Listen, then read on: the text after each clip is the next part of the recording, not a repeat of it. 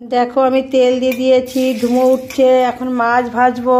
এই যে মাছ ভাজবো, 4টে মাছ দিয়ে দিয়েছি। মাছ ভাজছে, এখন এই ভাত হচ্ছে, কিন্তু মাছ কিন্তু ভাজা হচ্ছে। কিন্তু ঠিক আছে, কি রান্না করবো বুঝতে পারছি না। আমি বেগুন ভাজার কুটে রেখে দিয়েছি, কি করবো বুঝতে পারছি। মাছ ভাজা হয়ে গেছে, উঠিয়ে নিচ্ছি।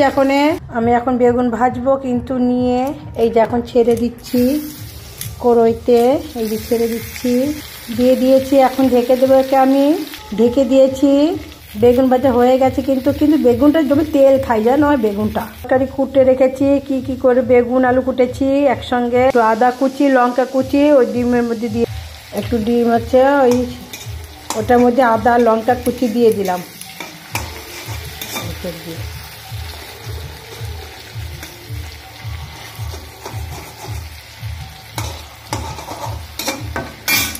রসুনও দিয়ে দিয়েছি এর মধ্যে। আজকে দেখি অন্যরকম, কোনোবার দিই না রসুন, এবার দিলাম ভাজাটার মধ্যে। এই যে জলপাই চাটনি বানাবো এখন আমি।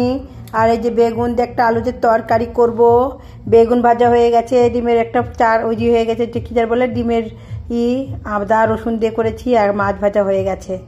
এখন আমি ভাতটা হয়ে গেছে, একটু চা খাবো। দেখো দুধ বের করে গেছি, কখন চা খেতে পারছি।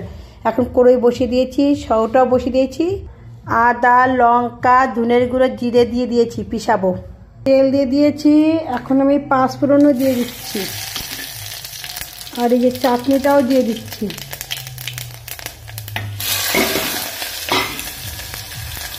একটু নাড়াবো। এটা কিন্তু ধুয়ে নিয়ে এসছি আমি। দেখো এর মধ্যে আমি লবণ, হলুদ, ধনের গুঁড়ো, লঙ্কার গুঁড়ো, কাঁচা লঙ্কা সব দিয়ে দিয়েছি। কিন্তু আমি এখন জল দিয়ে দেবো।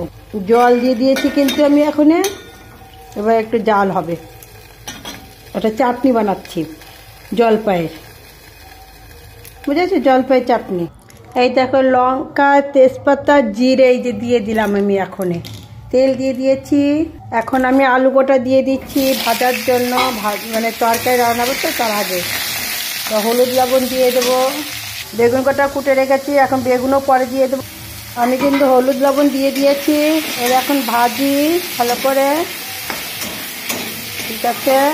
আর আমার মশলা করা হয়ে গেছে। এই যে আমার চাটনি কমপ্লিট, এখন রেখে দিচ্ছি। এই যে সবজি ভাজা হয়ে গেছে, এটাও আমি কিন্তু উপর বেগুন দিয়ে দিয়েছি। বেগুনটা ঠিক এখন ভাজছি। আলু কিন্তু ভাজা আগের থেকে হয়ে গেছে। এবার আমি ভাজার পরে একটু লবণ মশলাটা দিয়ে দেবো। আমি উপর দিয়ে মশলাটা এখন দিয়ে দিচ্ছি। লঙ্কা আদা এর মধ্যে দিয়ে দিলাম, ধনের গুঁড়ো জিরে সব দিয়ে দিয়েছি। এবার নাড়াবো। আমি উপর দিয়ে একটু তেল দিয়ে দিচ্ছি, সঙ্গে সরষের তেল, ঠিক আছে, 1 চামচ। এখন নাড়া দিচ্ছি। তেল দেওয়ার পরে একটু নাড়া দিতে হয়, বুঝোই তো। বেগুন দিয়ে মাছের তরকারি হবে একটা। আমি একটু জল দিয়ে নাড়িয়ে দিচ্ছি একে। মশলা কিন্তু হয়ে গেছে, সব ভাজা হয়ে গেছে, সবজি গলেও গেছে, সব গলে গেছে। আলু গলে গেছে, তারপরে বেগুন গলে গেছে, মশলা সব হয়ে গেছে। এখন আমি একটু নাড়িয়ে জল দিয়ে দেবো, ঠিক আছে। দেখো কালারটা খুব সুন্দর হয়েছে। এখন জল ঢেলে দেবো। আমি কিন্তু তরকারির মধ্যে সব দিয়ে দিয়েছি, সব কিছু কমপ্লিট এই হয়ে গেছে। এবার জাল উঠবে, ঠিক আছে। তারপরে জালটা উঠুক, তাহলে এখন আমার কিন্তু তরকারি হয়ে গেছে কমপ্লিট। এখন নামিয়ে দিচ্ছি, ঠিক আছে। সব কমপ্লিট, সব কিছু কমপ্লিট হয়ে গেছে, সব কমপ্লিট। এখন এই দেখো সব কি সুন্দর রান্নাটা হয়েছে, খুব সুন্দর হয়েছে। ভেবেছিলাম রাঁধুনিতে রান্না করবো, তো না, আজকে এইভাবেই রান্না করি, তার জন্য এইভাবে রান্না করেছি।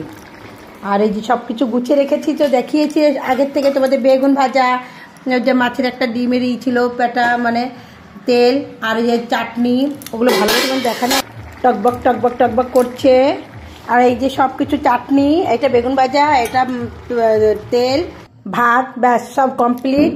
এখন আমি রেডি হয়ে গেছে, কমপ্লিট হয়ে গেছে, রান্নাবান্না কমপ্লিট।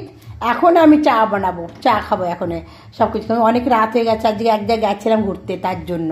ঠিক আছে গাইস, গুড নাইট। আপ সব ভালো থাকো, সবাই ভালো থাকো, খুশি থাকো।